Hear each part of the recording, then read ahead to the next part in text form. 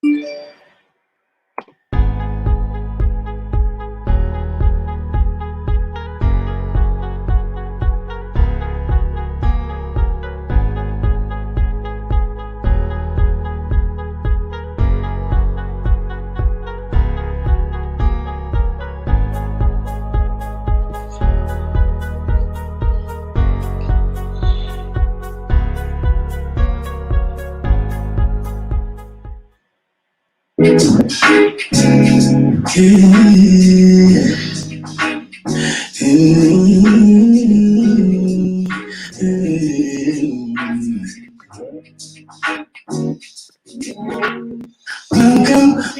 to the DW experience. Welcome to the DW experience. Welcome to the DW experience.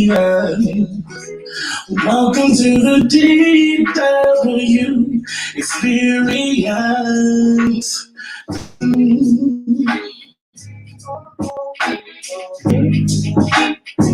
You ready for tonight? Hey, let's go. What's going on, everybody? Welcome back to another episode of the DW Experience. We are on episode 14. I hope everybody is having a great week so far. I want to send a huge shout out to Pastor Jay, owner and founder of Anointed Radio Network. One, let you know how much I appreciate you for this platform, and also happy anniversary to you. I hope you are enjoying yourself, and to your lovely wife, happy anniversary. Listen, I love y'all for watching. I love you all for supporting. As I've said before, the goal with the DW Experience is to uplift, encourage, and inspire. And you know what I've learned through this experience of doing the show is sometimes growth, sometimes encouragement. It can be uncomfortable. And I think tonight, this conversation, for some, it may be triggering. For some of you, it may be on unpacking some of your own personal things that you need to deal with. But one, I want to let you know before we continue, this particular show, it may trigger you, so you may need to log off if it is. There will be some adult language used in this, but I want you to know that the goal at the end of all of this is to encourage, is to bring healing. It is just to shine a mirror on our own selves and just heal from that. So tonight I called on my good sisters to come and help me with this show tonight. So I just want to welcome first my sister Brianna. She's an amazing hairstylist and talented entrepreneur, and also to my wonderful sister Gail Hines, a wonderful woman of wealth and knowledge. Y'all be on the lookout for her. I told her off the air, she's like the next Iyanla. So I'm just really looking forward to tonight's conversation and all that she has to offer. Gail, how are you? I am doing amazing. And we are waiting on Brianna. Listen, it doesn't cost anything to click like, to click share. As we get into this conversation, there she is. Let's see here. We're having some technical difficulties over here. It's all good. There we are. I see you. But you look absolutely beautiful. So y'all, tonight we are just gonna get into the conversation. I wasn't gonna respond at first, but Bree, you sent me the video of Kirk Franklin, and to one's comments, and normally I don't say anything, but I said, you know what? I think we should talk about this, and you agreed, and then I hit up Gail, and I'm like, you know what? We should really talk about this. Familiar, legendary gospel artist, icon, if you will, Kirk Franklin's oldest son, Carry-On, released some audio tapes of them having a argument. So I'm gonna go ahead and get it, and we'll just go from there. So let me play the first one, and let's go. Okay,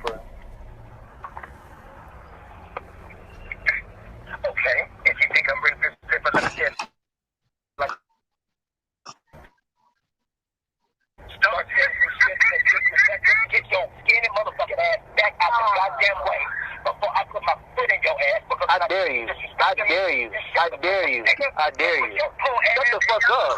I'm old. What's up? I will punch your neck, nigga. Don't you ever disrespect me. I did it.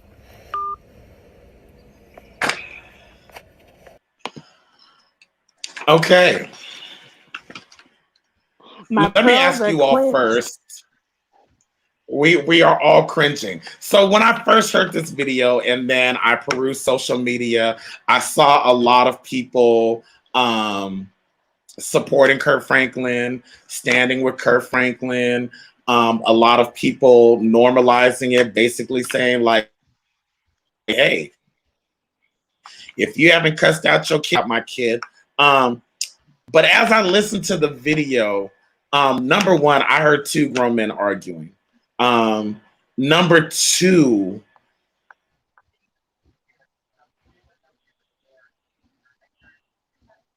wrong. But in this particular instance, you know, Kirk Franklin is the father. And so I heard someone who could not control their anger or their temper. Any harsh words. What do y'all think? Gail, Brianna, are you team Kurt? What do you think from hearing that first audio? I am team Go first. ending generational Or Brianna, go ahead, curses. Brianna. Sorry, I'm sorry. I can't be team either. I will say I'm team ending generational curses, like I said. There's got to be something that we do differently than the norm because psychologically this weighs in on all of us. You know, we have to deal with this we have to allow our peers to disrespect us or our elders to disrespect us without being able to defend ourselves. And eventually we lose our voice in the process because we're not allowed to vocally say how we feel without that type of response. Okay. Gail? So I am not team anyone. And we have to put this 30 seconds to a minute video in its proper context. So we don't have the history.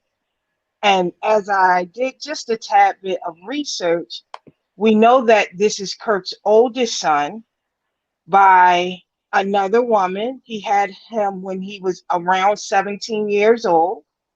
So there is a level of estrangement between Kirk and his oldest son, right? Then your dad blows up and becomes this mega gospel artist, this mega artist where everybody respects him and talks good. So when we have this conversation about whose side you're on, the normalization of this, we have to put this in its proper context because we're making comments about an argument between whether you're looking at it as father and son or two men arguing back and forth that neither one knows how to have a conversation or argument or confrontation without hitting below the belt.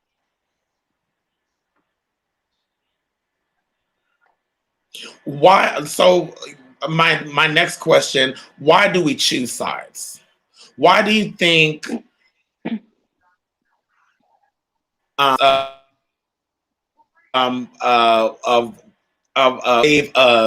I'm team Kurt or I'm team Carry-On or And I saw a lot of people. Do you think a lot of people were supporting Kirk Franklin because of his celebrity, because of uh, past with addiction to porn and his relationships? He's one who's, he's everybody's cousin, he's everybody's brother, he's everybody's uncle. Do you think we're giving him a pass because of him being Kirk Franklin, or that we're doing in the Black community? That's a good question. It's hard to say. I will say that sometimes, of course, especially in the gospel community, Christian community, we do put these people on a pedestal, and we kind of have this stigma that they can't make mistakes. So I feel like maybe most of the people are supporting Kirk Franklin because this is obviously an error in character, but this is a moment of weakness for him, clearly, because he couldn't control his anger.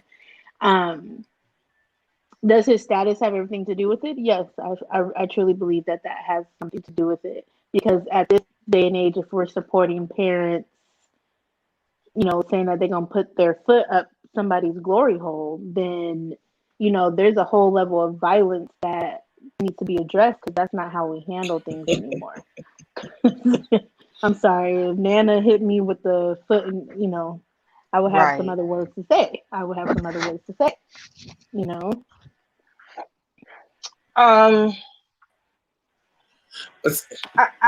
Now, I see, think, our go ahead, Gail. I think that the reason why we take sides is because we don't recognize the toxicity in the whole situation. And you talked about generational curses, but let's talk about generational trauma. And so, because this is the way that our generations with an S has handled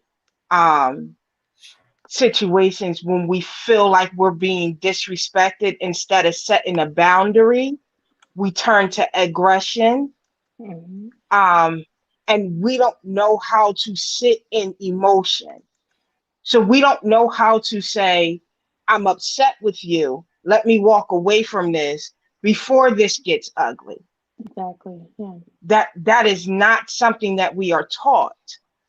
And so I take sides, because if I said that this is wrong or right, that means there is a responsibility in me to make the correction in my own life.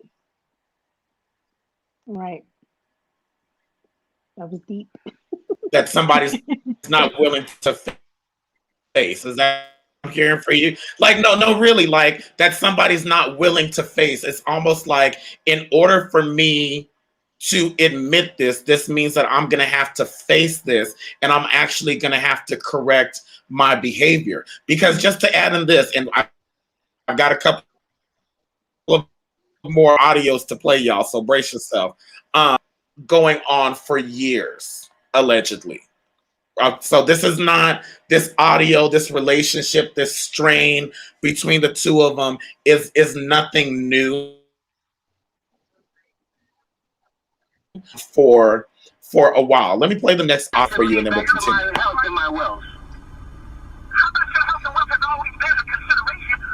That's not true. That's not true. That's very true. See, that's why when I say I give you answers, when I say I give you answers, and that's not just therapy. What's your LA for therapy? That can put them into therapy. I spoke you sometimes. You did. You quit therapy. You quit therapy. You put your hands on me and the cops will call. If y'all were godly men, y'all wouldn't be talking to me like this. This ain't godly. This ain't godly. This ain't godly. This ain't godly. The last time we talked, Carrie-On, the last time we spoke, you told me that, what's so funny? I want to know what's so funny. We over there laughing. We went through this whole conversation. He don't have no relationship with his oldest son, and he over there laughing.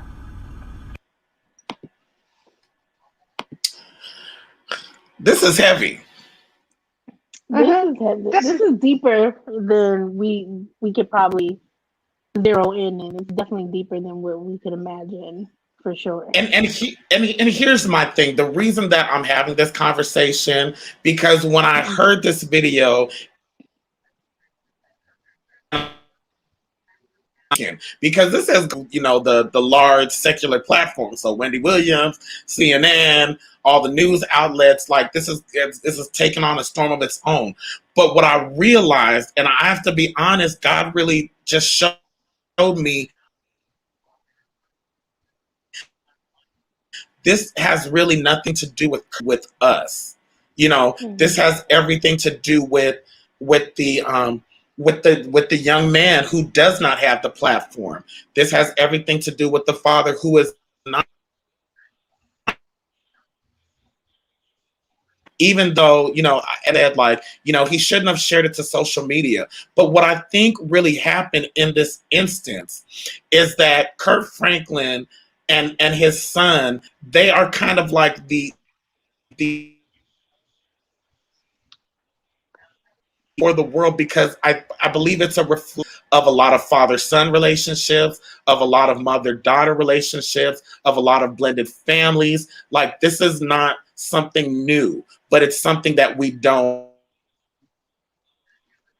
Me, my thinking has changed over years, and I look at Kirk Franklin, and my question is, was this about disrespect, or was this about the fact that you don't know how to handle your emotions?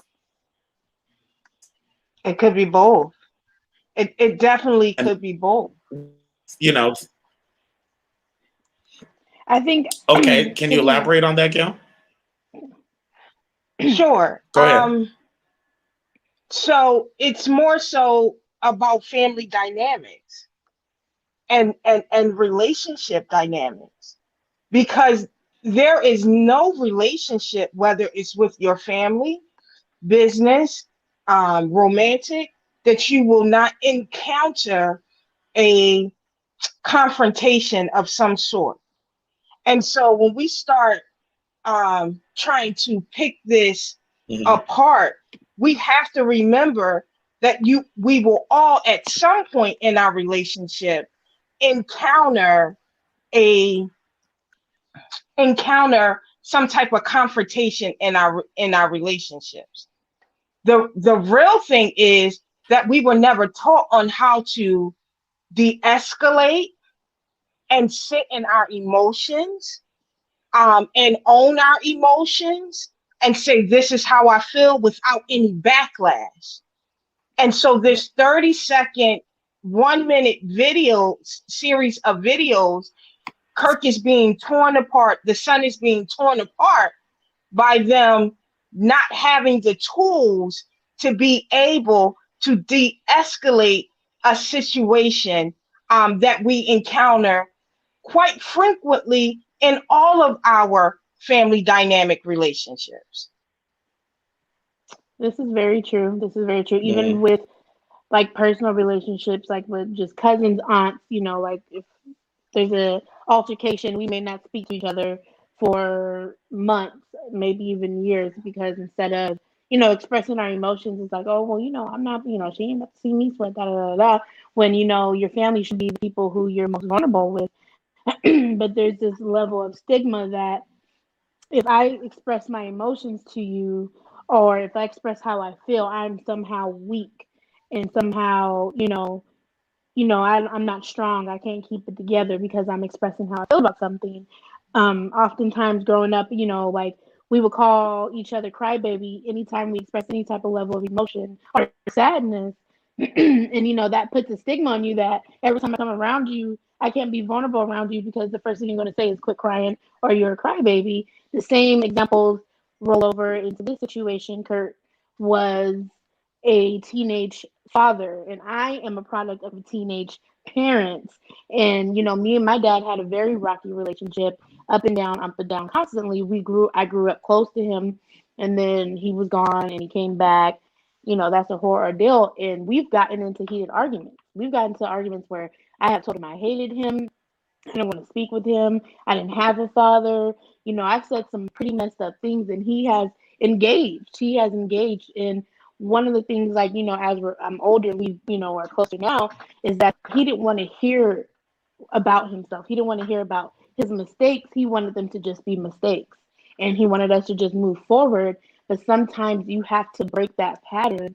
And uncomfortable as it is, of course, I can't really say much because I don't have kids, but as comfortable as it is, I really feel like it's valuable to sit down and really listen to what your children have to say, because there is things that you may have done that you don't know could have dramatically affected them. Like, just because it may not weigh on you as much as your child, it definitely you know affected me. Not having my dad, I was very close to him, not being able to pick up and talk to him on the phone, to he's trying to be back in my life, and it's like, now I'm grown, I don't need you, to get, like, I Right. resisted our relationship. And we've gotten in, like, sad to say, we've gotten into almost like physical altercations, just being in the heated of the moment, and just going off on each other. And when we finally sat down and expressed how we felt, and I actually saw my dad in a vulnerable state, it actually made me look at him differently, because, like Ildana says, he didn't have the tools to be a great dad in the beginning, just like I didn't have the tools to be a great daughter to him, because this is something that we both weren't exposed to. We didn't see father and daughter relationships growing up. I know I didn't, and I know he didn't. So we were learning from scratch. Not to say that is justifiable, but the emotion of it all, sometimes it is frustrating to get called out. We all have that problem, not even with our family, even with our friends or our boss. Yeah, yeah. I would have to I agree with and you. see, go ahead, Gail. I would I was just gonna say I my parents didn't have me when they were teenagers, but I had my daughter when I was. And so I had my daughter when I was 14. My daughter is now 23. And so I can speak to being trying to parent an adult child is very different.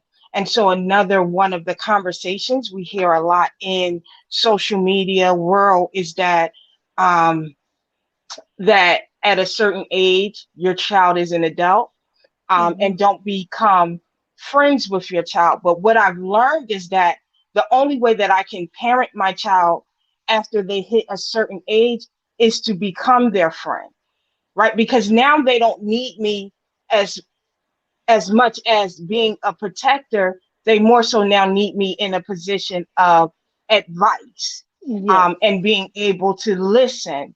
And so trying to switch that hat, that's another thing, that's an added layer. And so this situation that we're talking about today is an onion, and there's many layers that need to be peeled back. And we're just seeing the surface of it, but it's this big iceberg underneath.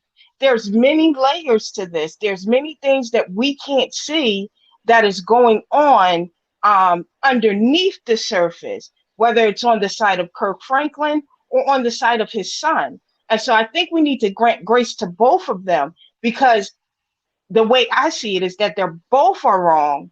But as you stated, Brianna, is that they both did not have the tools to be able to de-escalate a situation for it, and not allowing it to become this big thing. Now let me ask this and interject this, because my issue with Kirk Franklin, and I think my issue with the church,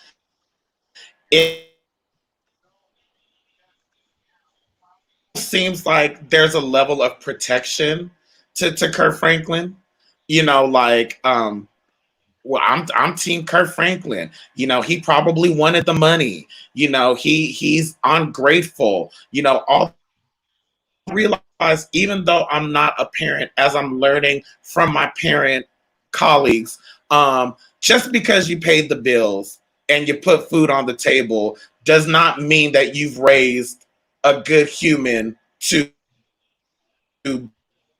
be where, like, well, that's Kirk Franklin. He has money. He should be grateful. He's never gone without. But I think there's so many people, especially in the Black community, in our communities, that their parents are like, well, I closed you. I fed bills, you never had a want. But that does not necessarily mean good parenting when we talk about not only the physical but also the emotional side. And what I'm seeing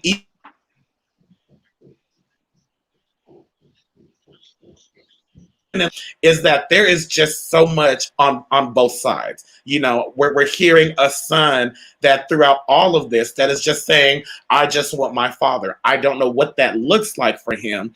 And I think get the father that he's wanted or he's dreamed of having. For me, that was one of my biggest things to accept that my father, he passed away 2019. He was not going to be you know, what is it, the Brady Bunch. He wasn't gonna be, Huxtable. That wasn't his ministry. That wasn't his upbringing, and I had to accept that this is who he is, and this is what I that's gonna run down and help me solve my problems or teach me how to be a man. And that's not a bad thing or put down, but it's accepting reality. And just to go a step further, also, I think we're to see celebrities in their imperfection. It's okay for celebrities not to be perfect. And I think what's going on now, there's this level of, oh my gosh, not Kirk Franklin. You can't do. Franklin can be an amazing musician, an amazing songwriter, and not the great father that maybe he wants to be, and that's okay. But I think we're in denial, and I will go another step further. I think Black folks are in denial. I think there's a lot of Black parents that just don't want to admit that what you call just cussing out your child is verbal abuse. Right. That whooping your child, till they can't breathe Yeah. and fall out, like that's physical abuse. And it's okay to change that behavior, but why are we scared to talk about it and really bring about that change? It has a lot to do with, generational upbringing. I can say that, and I ain't going to say no names, but I was talking to a family member the other day, and one of her remarks was, "Well, nobody did that for me, so I'm not going to do that for her." And it's like Mm, repeating the same, issue over and over again. It's like, well, I didn't get this and this and this and that. So, like my dad says all the time, like, "Oh, you guys don't know how good you have it because of X, Y, Z." And it's like it doesn't make us less appreciative of what you do for us, but just because you did not get that same love does not mean that it's okay to do that to your children. And you have to find some great, not some area where you can break the curse, like whether it be when we're adults, whether it be when we're children. I personally have a close relationship with my parents. Not only do I see them as my parents, but I see them as adults now. And my relationship got better with them because I was able to see them as humans, not just this pedestal human being that raised me. I was able to see their downfalls, their mistakes, and that kind of helped me navigate my life a little bit better because of the fact that they were transparent with me. Not everybody has that, and then they wonder why they don't have that relationship with their children like they want. Is because you are still raising them when they are an adult, like she Miss Gail said. Once they become adults, there is a level of friendship you do need to have with your kids. Yes, you ain't supposed to be at the strip club, throwing dollars, doing things like, that is inappropriate for parents and children to do. But being able to sit down and have conversations with your children and just listen to them and their point of views and just ask them questions and create a dialogue, I think that's really important, especially as women, because we learn a lot about ourselves in our development stages, like from 16 to 30. And having your mother there to relate to some of the issues that you face, especially as a Black woman, is really important. And it's another generational curse to say, at 18 you out my house. I grew up in a multicultural neighborhood. Not one of my friends till this day was ever kicked out at 18. Because at 18, you're still developing, you're still learning about yourself. You don't know what you want to do. I moved out at 19 and I came right back, and I had that option. Yes. If I didn't have that option, who's to say I would have been successful, or I would have been still stagnant in the same place that I was before. So there is levels to this growth, and having your parents' wisdom is what's going to keep you going.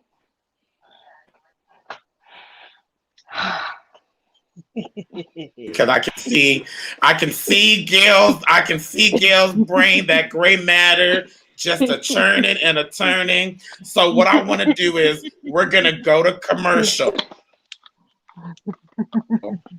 and when we come back, I'm gonna play the last clip I have. And then Gail, I want to hear from you. In particular, also, I want to know the difference between you said generational trauma and the generational curse. I want to hear about that generational. So let's go to commercial, and I will be right back.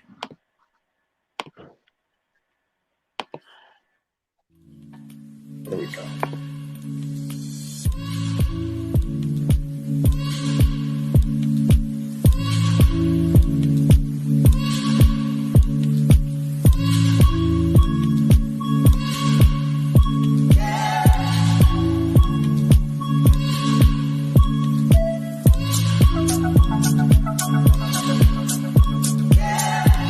Are you an artist, business owner, entrepreneur? Looking for a new way to promote your business? Look no further. Hit me up at the DW Experience 702 at gmail.com or just DM me. We're waiting on you.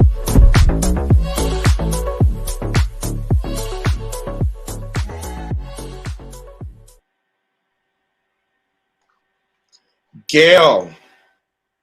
Evangelist Gail. Here. I am here. Go ahead. There was a lot of thoughts that came to my mind when she was speaking. I think one of the things is that we have to remember each person is an individual, and how we handle our levels of trauma is very important. And when I start to talk about generational trauma for African American people date back to the time that we was taken away from our homeland in Africa, right? And then what happened to us is that a lot of the tactics and tools that we use now is some of the same tactics and tools that the slave masters used with us to keep us in line.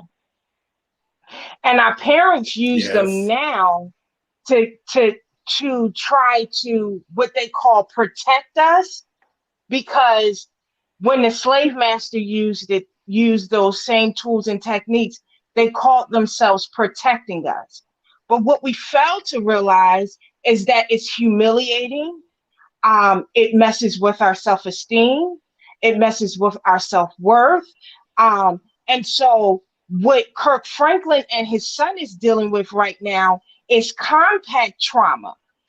Remember also that generational trauma do not just start when the baby comes out the womb, because you are an egg in your mother's womb, or in her female genitalia, and also in the male genitalia. You are still seeds. And so the impact of that, and you carry that throughout your life. And so if you never get in a space where you're able to heal not just the trauma that you physically experience, you emotionally experience, you spiritually experience, but the trauma that your body remembers from ages ago, you'll continue to repeat the same pattern and not even realize that it's dysfunctional. It is not normal to talk to a child like that. But it's also not normal for a child to talk to you that way. Okay. And so learning how to start, how to place boundaries, something that we just started talking about maybe about 5 years ago, that there needs to be boundaries set in everybody's life. Knowing the function of a behavior. Every behavior serves a purpose. Every behavior has a function. And so was he trying to get attention? Was he trying to escape or avoid something? Was he trying to obtain something? We need to address the function of the behavior and not the behavior. Because all behavior it can all look like aggression. I think, but it can serve a different purpose. Amen. Yeah. You know, this situation, I totally agree with as far as both of them were wrong. Listening to the past two videos, number one, who was laughing in the background? It's the little.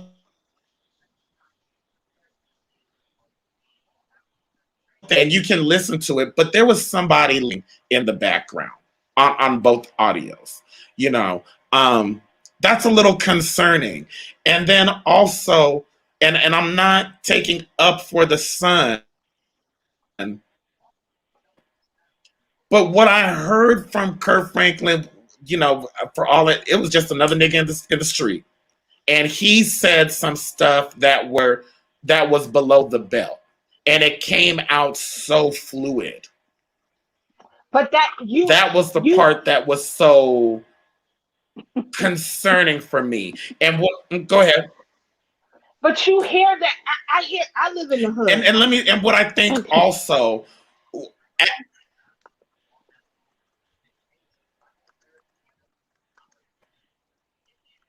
So I'm sorry, the audio is choppy on my end. I don't know if it's my internet connection. Yeah. But you hear that in the hood every day. And what I want us to be careful of is projecting. So projecting my experience and what I had on the experience of Kirk Franklin and his son with us not having proper context. And so sometimes we can speak out in our bias. And I want us to be careful of that, because you may have experienced that as him talking as another nigga out in the street.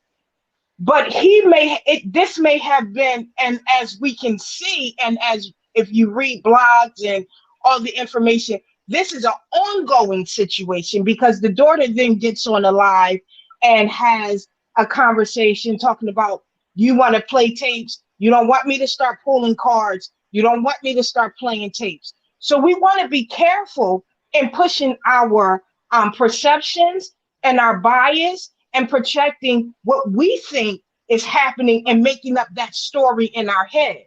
And that's what I'm seeing a lot on social media, is that we're making up a story without having all the information. That is true. Definitely, I feel like people who are siding with Kirk Franklin may talk to their kids like that. People who, necessarily don't talk to their children like that are going to be on the opposite end. But, like in the heat of the moment, there's no justification for, acting out in anger. We all should be able to be at a level of holding ourselves accountable in that way. So the apology I totally get, but there's also a side that kind of threw me off, is that he got on a live and apologized to his fans, not his family, not the people who represent him, but to his fans, because in some sort of way he expected us to be offended by a personal issue. To me, I wouldn't have addressed the issue. I wouldn't have. I would have let that audio just go and surface in the internet and let it be what it was, and work on the relationship with my child in private. But making a public statement because he made a public statement is almost tit for tat at this point. And we don't know, like you said, we don't know the context. Kirk could have been trying hard and avidly trying to build a relationship with his son, and sometimes some people are so scorned that there is no coming back from that pain that you may have caused them. And in the middle of frustration, you express that to a person in such an aggressive way, which is not okay. But you can kind of see where he's coming from, because it's like it's no means to an end for him. But it's like, unfortunately, because he is a pillar, the example is questionable, just because we hold him to this standard of he's a gospel artist and we listen to his music and we expect him not to be human. And, that's the part that's kind of sketchy. And I think that's why he posted it on live, is because he wanted you to see the other side of Kirk Franklin. Because they're just like us. They do, I done cussed out a few people. I'm pretty sure y'all done cussed a few people out yourself. So. Listen, let me tell you, I'm just gonna. Well, one, thank you for bringing up that apology, because that is my last audio that I have, and then I will tell you the story how I cussed out a family member at my father's funeral. Be right back. Listen to this. I have an oldest son named Kirk Franklin. In May, he'll be 33. For many years, we have had a toxic relationship with him as a family. We've tried for many years through counseling, through therapy, to try to rectify this private family matter. Recently, my son and I had an argument that he chose to record. I felt extremely disrespected in that conversation, and I lost my temper. And I said words that are not appropriate. And I'm sincerely sorry to all of you. I sincerely apologize. I want you to know, as a father, that during that conversation, I called the family therapist and got that therapist on the phone to try to help. He never played that part of the recording. I'm not perfect. I'm human, and I'm going to make mistakes, and I'm trying to get it right. Please keep me and my family in your prayers. Now, I'm just going to say it. I'm just going to call bullshit a Zion. See you, I know, and I'm ready to hear what you have to say. Here's my struggle and my issue with it. Okay, I don't know the whole story, but I will say from my point of view and the energy that I'm feeling, it was his last resort. I'm done trying to build a relationship. I'm done trying to do X, Y, Z. And as a matter of fact, I need the world to see the real person that I'm dealing with, because and our parents, like, the world gets to see the nice parent, while we get to see the other side of the parent inside the house. Now, it's not necessarily that bad, but I think this situation, I think he felt like,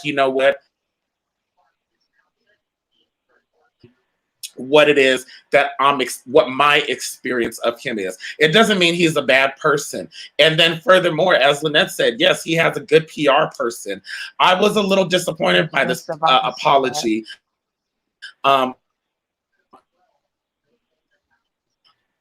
He literally pinned his family against his family.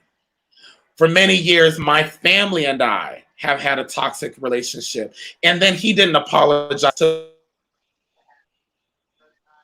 me, to apologize to us for using inappropriate words that could have a lifelong damage on your son. You don't apologize to me. You didn't call me a skinny nigga. You didn't tell me you were going to break your foot up off of me. I don't have anything to do with it. But I think what's done in the dark will come to light. And that's what I'm kind of feeling now. Like, and let me pose this question to you all. It's like being brought to light, like, on purpose. Like, this needs to come out, because for many years there have been rumors about Kirk Franklin being difficult. There have been rumors from artists and other people. They sued him. The family, they had to take him to the court. His son, they have been having this toxic relationship for many, many years. Sir the Baptist, he had something to say about Kirk Franklin in the last couple of Alec Walls has been very vocal about his disdain for Kirk Franklin and his experience in the industry. So my question is this a reckoning? Like, is it like, okay, you've been, for so many years, we've seen this good image, right? And it's almost like God was like, I've given you chance after chance, let's not forget about Kirk Franklin digging in the trash for the porn that he did the interview with Oprah. What do you think this is? Because the apology to me, what was a very PR move. It was very let's just fix this without actually fixing it. Very churchy. With this son, or accepting that right now. What do y'all think? I have a lot to say about this. So go ahead, Gail. Take it. Because this is the thing. Take the name off of it. Take Kirk Franklin's name off of it. And I understand where you're coming from, DW. However, you put a whole bunch of stuff in there that has nothing to do with this one situation. And that's what we do a lot of times. We put a whole bunch of other stuff together to try and support the story that we are making up in our head, that we have no proper context for. And then we cannot go on and say, well, I don't believe that his apology was sincere. Who are we to judge to say whether or not his apology was sincere, or what the next steps are for him and his son? And so sometimes we have to step away from it. We got to step away from it. I right, but we're the public, Gail. I understand we're the public. Like, but just because we're the public does not give us right to say whether or not somebody's apology was real. Does not give us the right to judge and say, because if the shoe was on the other foot and we was in the same predicament that Kirk Franklin was in, what would you want the people to say? Sometimes we have to take our mouths off of stuff and let the thing play out and unfold. Because in therapy, this is really, really good content. This is really, really good clinical stuff for the therapist and Kirk Franklin in his individual therapy and in their family therapy sessions to work through. And we are not privy to what is being worked through. So yeah, while it is a public fiasco that's being shown, we need to be more gracious to the man, because like you said, no one is perfect, and none of us is into this world without having some type of conflict and it being in some way, shape, or form being public, and you're being, oh my gosh, I shouldn't have we don't know if he's like, oh my gosh, I shouldn't have did that.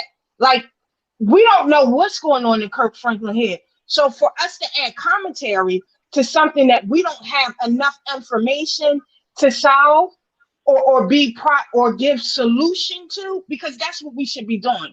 If we're going to have the conversation, give solution, and not try to depict and pull this man apart at the very seams, because not only what he said will affect his son, but what we say can affect him. And so we need to be very careful with our words and be very responsible with the words that we say. I agree with you, but I'm gonna challenge you on this because he is a public figure. Because he is in the public eye, and when there's good compliments, when there's good things to recognize on, we don't say, how dare we judge, because we're talking about the good. Now we have a public figure, someone who is in the public, who has chosen to have a career in the public eye, who are we to judge? Now, let me be clear on this. I'm not saying we're judging the whole life, but I think part of the judgment, and hear me out on this, I really believe part of the judgment comes out of the reflection of us. What I think with this situation is that a lot of people are seeing their self. Kirk Franklin is representing a lot of fathers across the board. That son is a lot of sons are seeing themselves in that situation. So who are we to judge? I think we are the fans. We are the people and what I feel in my spirit, many people can relate to, who want to see, how is this going to play out? How is this actually going to be solved? Will there be a resolution? Because this, how I see this play out, may determine how I play out my own relationship with my father or my mother or family member. I really think this Kirk Franklin situation is a metaphorical representation of a lot of people who have not talked about the situation. There's a lot of people who have been triggered, who have the relationship with their fathers, who can relate to that situation, mothers and daughters who can relate to this situation. So while I agree with you, who are we to judge? I'm just challenging that thought, especially being in the public eye and what you're presenting out there. And this apology, whether it was genuine or disingenuine, it seemed really fast and PR-like. Because if he didn't care, if he didn't care, go it's ahead. not even, it's not even that he doesn't care or if the apology is genuine or not. It's more so the fact that he felt that there was a need to justify what he did. So in retrospect, he saw some wrong in his doing. I feel like an apology publicly was not deserving. And I'm sorry, this goes back to that traditional Kojic church way. When you make a mistake, you got to apologize to the whole church, but not the people who are affected by it personally. And I feel like publicly, yes, we shouldn't handle things like this. We can't say if he was genuine or not, but there's also a level of, he's an example, he's a minister. So through his ministry, we are going to watch his movements. And not necessarily saying that we're going to hold him accountable for every mistake that he makes, because that's not our job. It's just more responsibility on him to show us how to handle this situation in a ministerial, pastoral way. Now, you can't hold him to a pet, above yourself, but I'm just saying that wouldn't it be a great moment for him to show you guys or show people like, yes, I've made mistakes in the past. I'm trying my best with my son. Here, we've been trying for years to do counseling and nothing seems to work. Let me apologize for the offense it may have caused, but we are still in the process of building this relationship, and end it at that. I don't need an apology for you cussing your son out. I don't. It's more so, let's see a resolution. If you're going to do it publicly, let's see a resolution behind it versus just a general apology. That just gives me real Bishop messed up. Let him apologize so that he can heal this issue. It's very political in a way where a politician has to publicly speak to justify any action because of whatever context that we don't know, but that doesn't necessarily make it right either. So we, of course, yes, we can't judge his behavior, but we most definitely can question the example that he is setting to us as a Black community, and in our relationships in our home life. Because back in the days, it was none of this leaves his house, and now everything is put on a public platform. But we could change the narrative instead of, yeah, I said what I said, and I'm sorry that it offends you, versus like, you know what, that what I did was not okay. There's a better way to handle situations, and going forward, this is what me and my family are doing. Please allow us to handle this in a private matter. That would have been the perfect response, because because you're not apologizing for your actions and making the wrong right, if that makes any sense. Go ahead, Gail.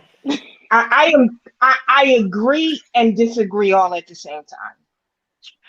And let me say it this way, because my brain handles things in a very clinical way. So I understand what you guys are saying. but then I think about the process clinically. Mhm. And so from a clinical standpoint, what he did was he responded in a moment where he probably should have sat back and used the tool that he was taught in therapy. The other thing is, if this is triggering you as an individual, it is not his responsibility to not trigger you. It is your responsibility as an individual to deal with your trigger. And my way, and what I would say of you dealing with your own trigger that this has brought up for you is to get in some good therapy and work through this and figure out why the relationship and this argument between Kirk Franklin and his son triggered you to either take sides, triggered you to make a judgment call on something that you were not privy to the context of it. Like, so that is the responsibility part I think that we need to think about. Yes, is he a man that should be a role model for how we deal with our sons, how we deal with our children as a whole? He has some responsibility for that. And a man who has held other people accountable. Let's be clear I, about that. He has wait, held other people accountable. I understand. I get that. Should we hold him accountable for what he did? Holding people accountable, yes, that's one thing. But to tear away and pull at the layers of this is something different. And Okay. so a lot of people are tearing apart this interaction instead of holding him accountable and saying, Kirk, you need to fix this. Kirk, what have you done to work with your son? What steps are you? What are you and your son's next steps? And what is your feelings behind this? It is deeper than what the eye can see, and that's my main point. Because Yeah. if I'm triggered by this, then there is something that I need to do. If in my self-reflection of seeing this, I feel myself hyperventilating and getting angry and stuff, I need to go and find my therapist and be like, yes, we need to have a whole conversation around this. But see, what lacks is we rather hold people accountable for our therapy, for the things that we should be working on instead of going to the professionals and doing the work. Yes, he's a minister, but that doesn't make him God. Right. Peter walked close with God, and when they went to go take Jesus away, Peter pulled out his sword and cut the air off. Jesus didn't say, why you do that? Because you walk close with me and you a minister and all this, you one of my disciples? No. And so that does not mean because I have the title bishop, prophet, evangelist, apostle, any of those things, pastor, teacher, that I will not err. But the thing is, how do I come back from the error? Do I apologize? One of my greatest scriptures, I'm sorry to go super spiritual on y'all. Come on, evangelist. One of the greatest stories that I love is the story of David. And when God talks about David was a man after his own heart. The reason why David was a man after his own heart is that when he got caught in what he did with Bathsheba and killing Bathsheba's husband, and the prophet Nathan came to him and gave him the parable, the story, what did he do? He apologized. He went and put sackcloth on and he rent his clothes and he stayed in a place for, I believe it was like 3 days, repenting for what he done, right? And so that is one of the greatest reasons why David is a man after God's own heart, because he understood when I do something wrong, I need to rectify what I did wrong. And so what I see from Kirk Franklin, you guys may see it differently, is that even if we think his apology was manufactured, he's doing what he's supposed to do by giving an apology. Now, what he does behind the scenes and what we can't see, we don't know. And so he gave the apology because that's what he's supposed to apologize. Because just like you said, well, he's a public figure and it offended us. So let me apologize for offending you guys. But there's a matter in the background that I'm taking care of, that I'm handling, that you guys cannot see. I hope all of that made sense. No, it made lots of sense. I think when it comes to the public figure part, um, number one, his public figure, he has a lot of power. I think that comes into play also, which I can only speculate. This is just only me guessing. I don't know, but it makes sense why he would post the video to the public, right? Mhm. Because I think on some level, Kirk Franklin has an image. He's a regular person, and my friends in the entertainment industry, I'm sure they'll get on me after this, but he has a lot of power. He has an image. He has a lot of things set in place. I want to play this apology again and some things that just stood out to me. I have an oldest son named Kerryon Franklin.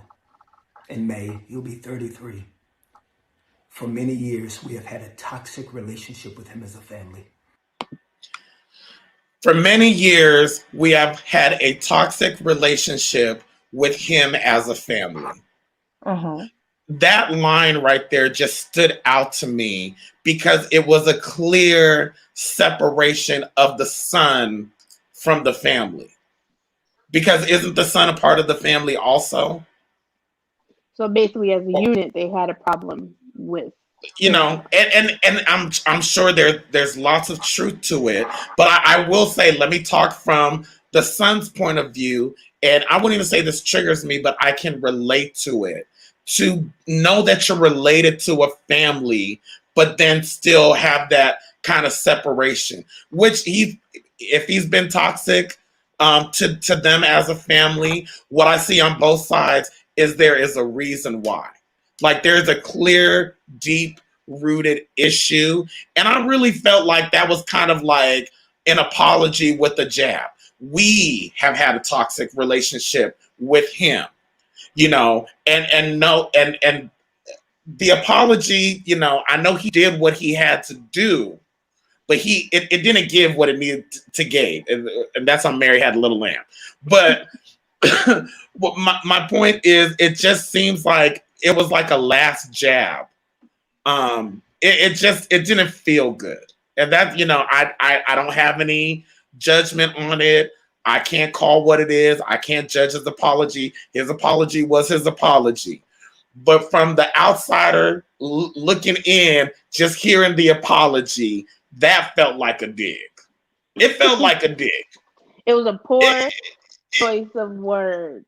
I would. It say. felt a little. It was a little shade. It felt like a little shade. Like whoever wrote that apology was very clear. Look, yeah, that was messy, and I don't know what. But it speaks to their relationship and something's deeper than that. And it's just like wow, just wow. But being an outside, and that's the thing. Yeah, being an outside child in a relationship. I mean, I've even had this problem myself. I don't really divulge it much, but my dad had another child. It was hard for me in the beginning to really process that because it's like I didn't even get that time that I wanted with you, and now you have a whole nother child that you have to give your time to. And it burned me, but then I developed a relationship with my younger brother, so then that became our family unit. But it is a level of like outsider feeling when your parents move on. It's a process. It does take a long time to get to that point to be feeling like you're a part of the family.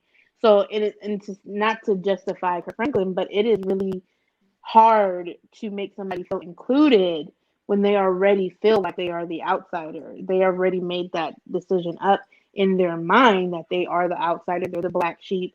And no matter what you do, you can literally give them pearls, diamonds, gold. It's never going to fill that void of feeling like you're a part of the family because you are technically a child from a previous relationship or whatever. And, we can say it's a parent's job to make sure that the children are close and that they feel like they are a family. But sometimes, no matter what you do, that child is still going to feel like the other. And I mean, him saying that is a poor choice of words, of course. And he may have made this child feel that way. I mean, he's older than me, but this man feel that way, that he is an outsider, or he has tried everything he possibly can to bring him into his family. But no matter what, you don't know if Carry On's mama was in his ear. We don't know if the grandmama was in his ear. Yeah, We no, don't know you're right. what type of influences, because that does play a role. It's not justifying the action, but it does play a role. If you got somebody in your ear constantly like your daddy ain't nothing, you're going to start feeling that way yourself, because you're watching your mom can sit here and blame that she's struggling on the fact that your dad is a gospel singer and I still got to work at 9 to 5. That's your responsibility. But to a child, you're seeing your mom struggle. You're going to automatically identify that as something detrimental, and you're going to blame your father for it, regardless of whatever relationship you have with him. And that's why it's really important for us women, Black women, to not have these discussions in front of our children. Because, I mean, growing up, my mom's never been a person to say anything negative towards my dad, but my grandmothers and my aunts and my cousins definitely did. And it would piss me off. Like, Daryl can speak to it. It would make me so mad. I would really have stuff to say. I would really defend my dad, because even as a child, I recognize that that's an error in their ways, because that should not be anything going through my ears, because it does change how you feel about that person, regardless if it's truth behind it or not. And that's where, like Miss Gail was saying, we got to be careful, because we don't know the context of the relationship. We don't know the influence of the relationship either. Well, listen, it's a hot mess from what we see right now. It don't take a Stevie Wonder to see that. And it will always be a hot mess. But understand this, hot messes, there is still a beauty that can be birthed out of this hot mess. And so what I see, and when I hear people start talking about this, is I just hear and see other people's trauma wounds, right? And so if we just take the celebrity off of them, we take the name off of them, and we just look within our own family. If we want to make this better, and we want a healthy representation of what the family unit is supposed to look like, why don't we intercede in our own families, so we don't have to look outside of our family of what the healthy family representation should look like, right? And that goes to making this I'm gonna put my foot up your behind context, making that no longer be the normal, and making sitting down and having a conversation become the new normal for us. So in a way, did it expose some things? Yeah, it exposed that our level of aggression towards not just our kids, but this bleeds out into our relationships. When you see children in schools, when you see when you go out on the street and a guy is trying to talk to a young lady and she gets mad, and you see this bleed out in workplaces. You see these bleed out in domestic situations. And so what do we do with the information and the things that we just seen? Do we get on social media and start to have a conversation about who was right or wrong? Or do we then take the responsibility to say, well, how can I make this make a better decision in my family, that we don't experience this? Or if we do, we sit down and have a conversation. That's the bigger conversation. Let's take the responsibility off of Kirk Franklin and his son, and start taking some of the responsibility and accountability for ourselves, because he didn't just learn this overnight. This was something that was taught. This was a Kirk learned Franklin is a professional cusser, okay? He is a Well, professional cusser. I'm not just talking about him cussing. I'm But the talking about how he relationship. showed up in the relationship, period. Hmm. Listen, I cuss agree. words, cuss words only have enough power that we give them. Kirk Franklin only has enough power that we give him. Now, are you going to give him this much power, or are you not going to give somebody this much power and become responsible for your own family unit?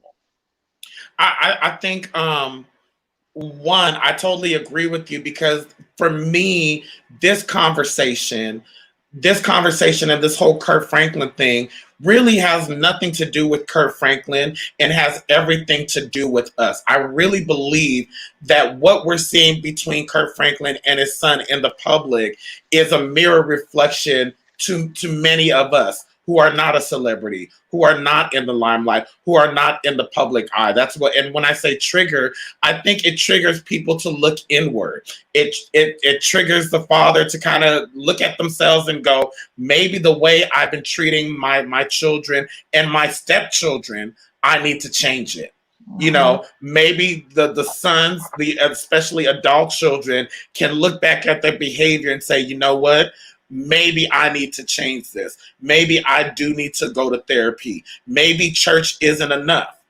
I'll pause right Mm, there. You mhm, know, mhm. and then also there is a difference between cussing and cursing, I think that's what troubled me with the audio because I think there's a time and a place for language everywhere. Yeah. That's what I've learned growing up. Brianna knows this. I may go to the cousin's house at the barbecue and sit back and slap down dominoes, and my language will be different in that environment. I think there's a time and a place for everything. But when it comes to cursing, when it comes to speaking negativity into someone's life, it was just very hard. And that's what I heard from Kirk Franklin. Let's take Kirk Franklin out the picture. Let's just a regular short man that plays the piano. Those He words, yeah. he cursed his son. He didn't just cuss his son out. He spoke words over his life that can have lifelong damaging effects. That was the part I didn't get to mention earlier that was troubling to me. And I even have to look at myself when I deal with nieces and nephews. And I think a lot of parents need to reflect on themselves. Like some of the stuff that we say to our kids as children or as an adult, you know, years later, the kids are in therapy. You don't forgot about it. You don't remember telling them, that they weren't nobody or you look just like your bum daddy. But 20 years, they're in the therapist office.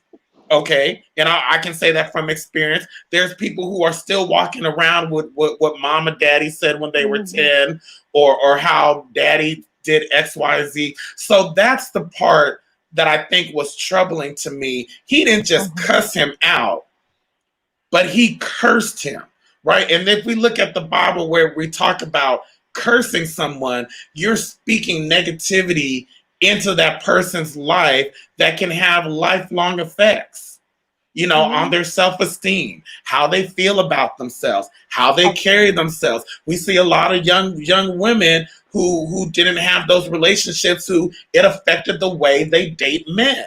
We see a lot of men, it affects how they treat women. That's the part that I found that was troubling for me. It wasn't just, oh, nigga, I'm gonna do this, that, and the other. It was just like, okay, this is really personal. Like you're calling out physical attributes and really shoving him down, and that is a form of mental abuse.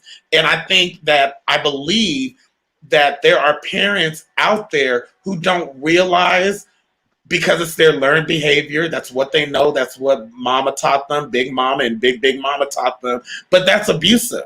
That is mental abuse. That's emotional abuse that you're passing down to your child, and you don't even realize it. That's really what I think the conversation goes to. And I think, especially in the Black community, I think we've gotten a little too comfortable with, oh, she did that. Well, you just need to whip her butt, break her off, just grab the belt and beat them. And it's like, that's first of all, that's what we were taught in slavery.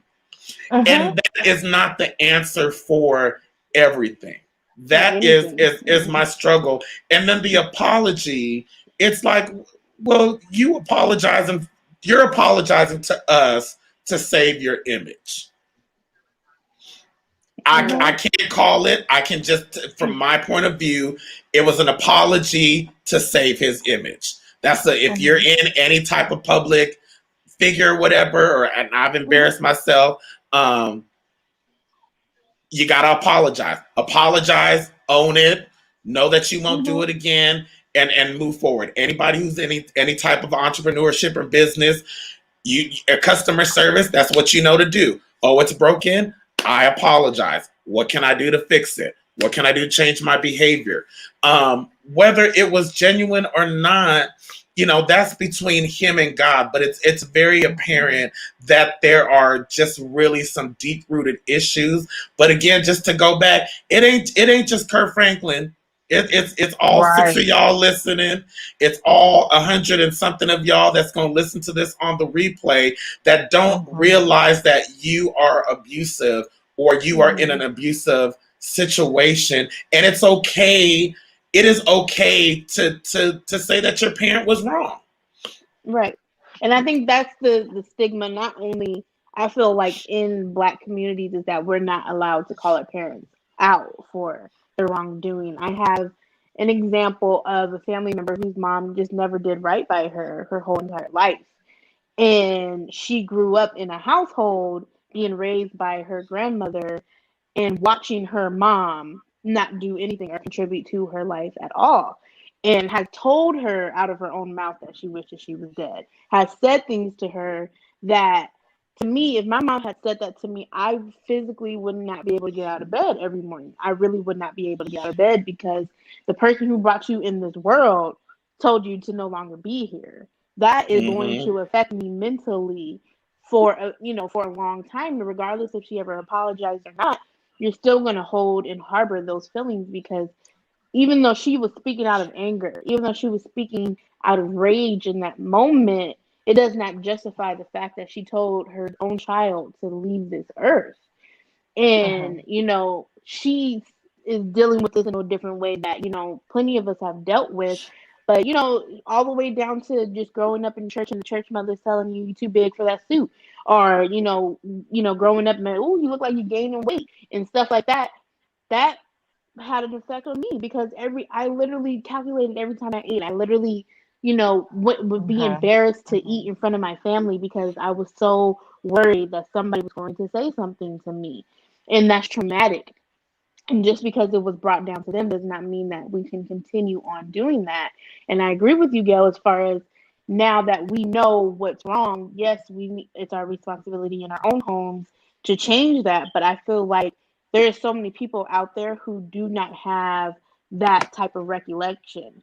They go solely off of what they see. So if they see, Kirk Franklin cussing their kids out, of course they're going to jump on that bandwagon because oh well Mm-hmm. somebody else does it, so and I do it, so it must be okay. And that's why I feel like with that apology, the responsibility was not to apologize to his fans for his wrongdoing, but to shout out his wrongdoing in that moment so that the people who are impressionable, who don't have the common sense to figure this out for themselves, can say, okay, well, yeah, you know, he was wrong for saying XYZ, because people are going to justify their actions off of the sole fact that Kurt Franklin cussed his child out.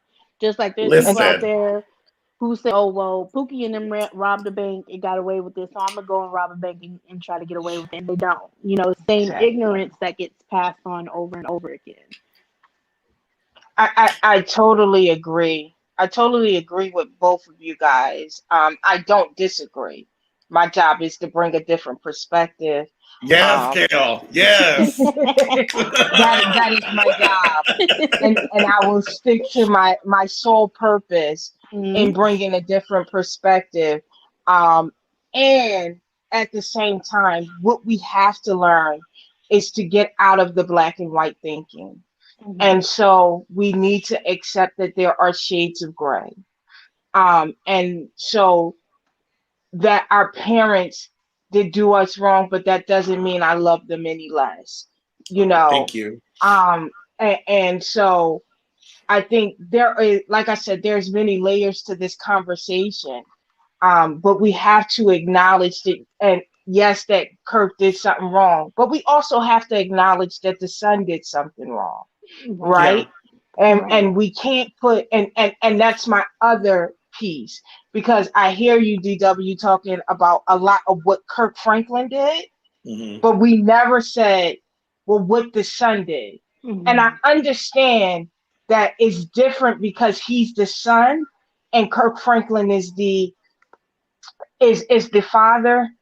But I seen an Instagram post or Facebook post that turns my stomach. Look, I'm in therapy. I do therapy twice a week and a group therapy once a week. So I see a therapist 3 times a week and a psychiatrist. So it turned my stomach when it said something to the effect of, I know what happened to you was not your fault, but it's 100% your responsibility to heal what happened to you. And that was a hard pill to swallow. Mhm. And so I think part of this conversation, because the son is now 33 years old, he's Right. no longer 5, he's no longer 15, he's no longer 25. And so when does the son get in position to say, I need to heal from what happened between me and my father? And this is where we need to have the conversation about Black men do go to therapy and Black Hmm. men do get healing through Mhm. therapy. And yes, we need therapy and Jesus all together and prayer all together to make this thing work. But so we need to also say there is a responsibility on Kirk Franklin. There's also a responsibility on the son. And if you Mhm. want a better relationship with your father, both of you guys have to find some type of middle ground, because as my favorite therapist says, Kirk Franklin is not the problem and neither is the son. The problem is the problem, and they need to find ways to communicate Ooh, what the problem is and Right. then deal with the problem, not deal with each other. Mhm. that's good. That That's is very good. good. That is That's good. I just with the son, I don't know if I necessarily see a man when I hear the audio. Mhm. I I don't feel either. like I hear the little boy inside of a man's body. So Mm-hmm. I question, my question or my thought is, where did it stop? Was it at 5? Or where did the trauma begin? Mhm. Where was the cutoff point? Because that's what I had to learn. I had to learn through years of therapy and counseling, and a lot of anger. And even I was talking about earlier, when I went to my father's funeral, I cussed out a family member in front of everybody, and I cussed her out, and I meant every word of it. And I apologized, but what I realized was that my issue, because it was really my issues and my anger with my father and not feeling a part, that was Mhm. coming out, and it was something that they could never understand. There Right. were no words I could say. There was no book I could offer because they haven't experienced it. So in order for them to even relate to it, they didn't have the capability of it. To them, it's just like, okay, your father wasn't there, get over it. Yeah. To me, it's like, but I didn't have someone to teach me how to be a man. I Mhm. didn't have someone to call on. He was addicted to drugs. He did XYZ. My experience what was different. And I realized that it was a hurt little boy Mhm. Mm-hmm. inside my body. So even I am going a little harder on Kirk Franklin, although I'm interested to know, and we know a little bit of his story, but what's his relationship like with his people, and what was his upbringing like? Because I look at the son, and the vibe that I just keep getting is that that's not a 33-year-old man. We know he's 33 in the physical. Yes, he's older. Yes, he's an adult, but that's a child. Mhm. Well, Mentally, that's what that I'm saying. I Yeah. feel like it's a child crying out. Yeah. right, And we all and have a and child crying out yeah, individually. That's what I was going to say, and understand that anger is a secondary emotion. The primary emotion is hurt, and so you do have to go back to where the hurt first happened. But could it been not just the abandonment from Kirk Franklin, or if there was abandonment from Kirk Franklin, could it been the abandonment from other family members? Yeah. What other things could have exacerbated all of this that was going on? What other things was going on? So because I am a mental health studier, and I study the functions of behavior, I need to look at the whole setting, right? Mhm. Where did this take place? Who was in the room? What happened before the argument started? What did the behavior look like? And from my standpoint, I need an operational definition of that. So you need to describe that out to them. And then what was the payoff for both of them? Because see, we don't get in these heated conversations and things like this, and there is no payoff. Mm-hmm.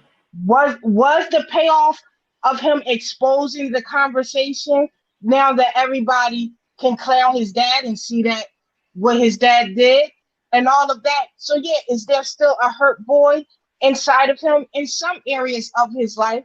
But we know there's other areas of his life that he operates as a grown man.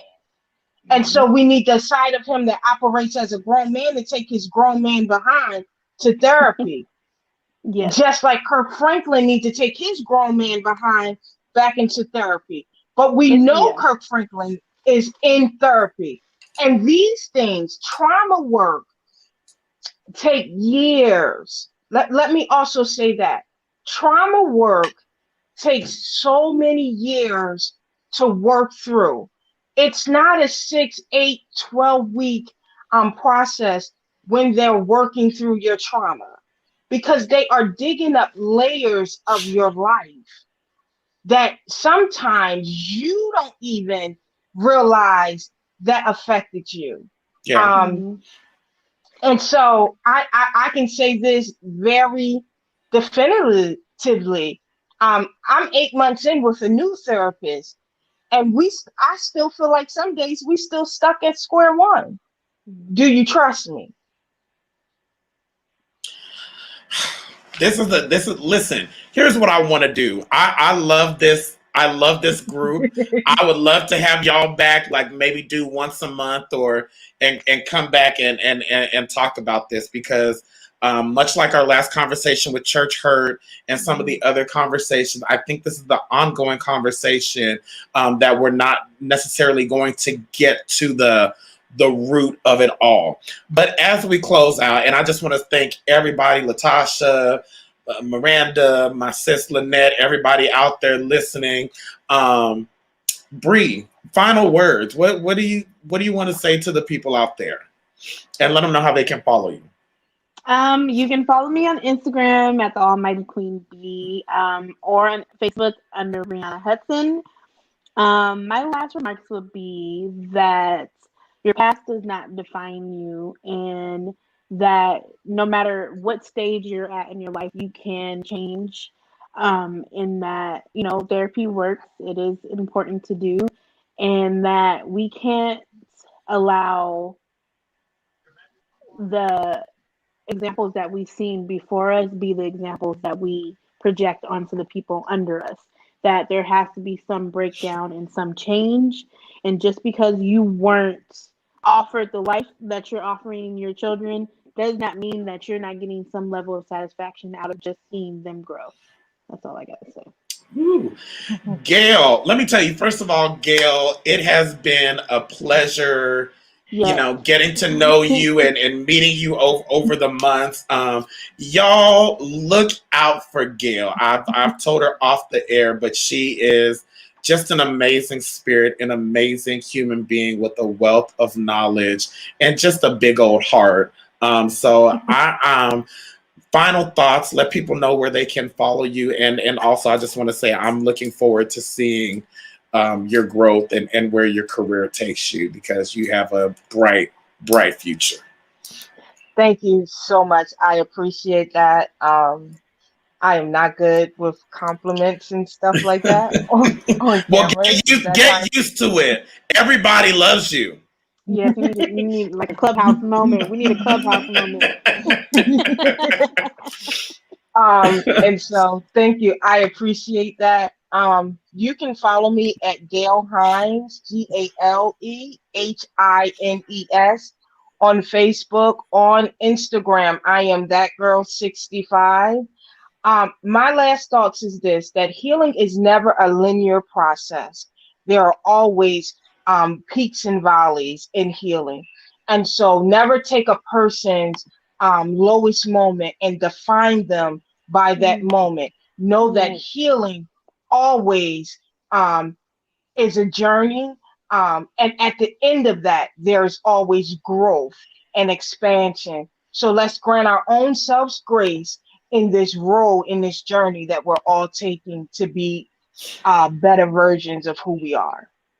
Yes, yes. And I just want to thank everybody. I have my cash up there. If you want to make a donation, because the DW Experience has some stuff to purchase to make this better. But my final thoughts. The Bible says, "Honor thy mother and thy father, that thy days may be long upon the earth." Here's the thing. Honor doesn't mean that you have to have the perfect relationship with your parents. Honor doesn't mean that you have to make a fairy tale out of your relationship. But what honor means, and I had to learn this, what honor means is that you honor the fact that your mother and your father are the reason that you are here. Your mother and your father are the reason that you are here. And where you are right now, I need everybody to know, listen, if you have a son or a daughter, or if you have a parent, whether they're here or they're not, it's time to forgive. And forgiveness, as I've learned from my sister Gail, is a process. But what I want to encourage you to do is start the process now. Start the healing right now. This Kirk Franklin topic is becoming big because so many people can relate to it. And what I want to encourage you right now is that you don't have to hold on to it. You don't have to carry that burden forever. Look up some great therapists. I will share them on my page. Write a letter to that loved one. Reach out to someone. Or maybe you need to forgive yourself. But right now, I think this is a part of us healing and going to the next level. So I just want to thank you all for tuning in. We will be back next week. Ladies, thank you all very, very, very, very, very much. This was amazing. And I will see y'all next week. I'm going to play a commercial from my boy Markevius. If you're in the Las Vegas area, go and get you some vocal lessons, learn to play the instrument, get into the arts, and I will see y'all next week. Have you always wanted to learn to play an instrument, write a song, or work with a vocal coach? Melodic Minds Music Academy is more than your average studio for beginner and professional music lessons.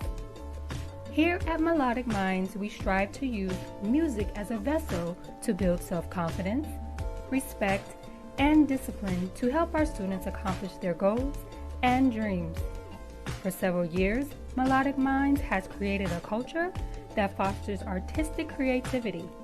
We teach aspiring musicians, songwriters, performers, and singers of all ages and learning capacities. Visit us at www.melodicmindsmusicacademy.com. Click, enroll, and start perfecting your craft today.